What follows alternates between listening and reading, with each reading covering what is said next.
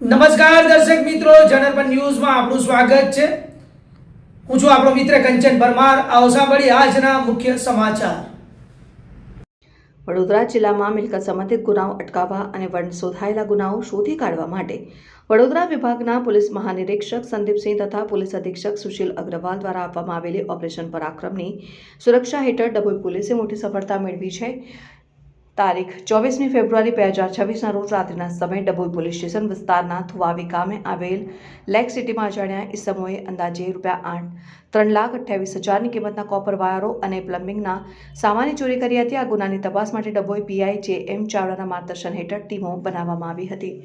તપાસ દરમિયાન human source અને ટેકનિકલ સર્વેલન્સની મદદથી બાતમી મળી હતી કે અગાઉ ચોરીમાં પકડાયેલ મિલન ઉર્ફે રાહુલ રાઠવા તેના સાથીદાર સાથે શંકાસ્પદ સામાન લઈ સ્પ્લેન્ડર મોટરસાયકલ પર બોડેલીથી ડભોઈ તરફ આવી રહ્યો છે. પોલીસે તરસાણા ફાટક પાસે વોચ ગોઠવી બંને ઇસમોને ઝડપી પાડ્યા હતા.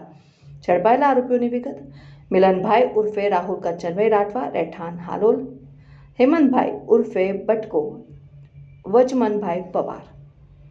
આરઆર કેબલના કોપર વાયરો અને ટેલિફોન વાયરો, પ્લમ્બિંગનો સામાન, એક સ્પ્લેન્ડર મોટરસાયકલ, 2 મોબાઈલ ફોન પકડાયેલ. આરોપીની સઘન પૂછપરછ દરમિયાન તેઓએ જરોદ પોલીસ સ્ટેશન વિસ્તારના કોટંબી ગામે આવેલ સાઈ ઇન્ડસ્ટ્રીયલ એસ્ટેટમાં પણ ચોરી કરી હોવાની કબૂલાત કરી છે. આ સાથે જ પોલીસે ડભોઈ અને જરોદ એમ 2 પોલીસ સ્ટેશનના ઉકેલાયેલા ગુનાઓનો ભેદ ઉકેલી નાખ્યો છે.